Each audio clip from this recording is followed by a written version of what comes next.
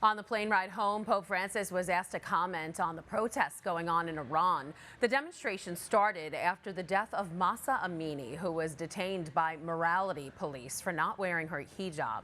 Elise Allen, senior correspondent for Crux, has been covering the Pope's trip and joins us now. Hi, Elise.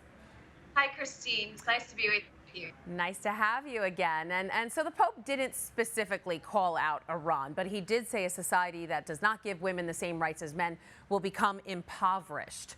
Do you think this would have been more powerful if he did call the country out by name? No, of course. I think especially in the context of what is happening in Iran right now. I mean, we've seen protests before, but what's going on now, I think, has reached an unprecedented level in that country. And the last I checked, I think over 200 people have been killed in these protests so far, and he has to be very careful with what he says. But I mean, of course, if he were to speak out against this publicly, in a forceful way against Iran, it would be huge. It would be hugely significant. But again, he's trying to walk this diplomatic line that's not always so easy for somebody in his position. Exactly. But he did speak strongly about female genital mutilation. Let's listen to what he had to say. Ma come mai oggi nel mondo non possiamo fermare la tragedia delle infibulazioni alle ragazzine? Ma è terribile questo, oggi, che ci sia questa pratica, che l'umanità non riesca a fermare questo, che è un crimine, un atto criminale, no? More than 200 million girls alive today have undergone FGM. Do you think his words will make any difference? I certainly think they could. This is not the first time Pope Francis has condemned female genital mutilation.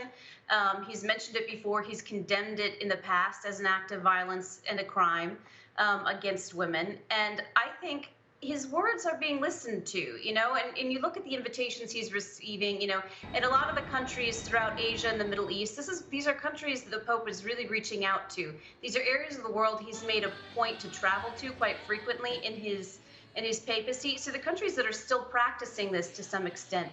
And so maybe the traditions are different, maybe the culture is different, but they're very, very much attention to what Pope Francis has to say. And I think there's certainly a desire to have the appearance that you have the Pope on your side right now, that you have Pope Francis on your side.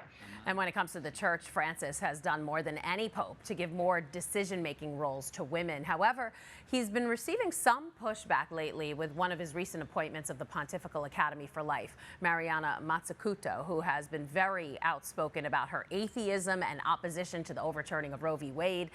How do you think his comments on this trip will be received? This is not the first time the Vatican has appointed somebody to a pontifical academy or department that does not fully align with the church's teachings. It's not the first atheist who's been invited to speak. I think Pope Francis is not afraid of that debate. He's not afraid to have that discussion. And I think whether you are receptive to what he has to say and what he had to say about that on his flight from Bahrain really depends on kind of where you're naturally inclined to fall anyways. All right, sure. Elise Allen, senior correspondent for Crux. Thanks so much for being here. Always nice to speak with you. Thank you, Christine. It's a pleasure. Hi, I'm Christine Persichetti, anchor of Currents News. If you like what you saw, please hit the like button on this video. And if you want to see more content just like it, subscribe and click on the bell for notifications. Thanks for watching, because we are putting your faith in the news.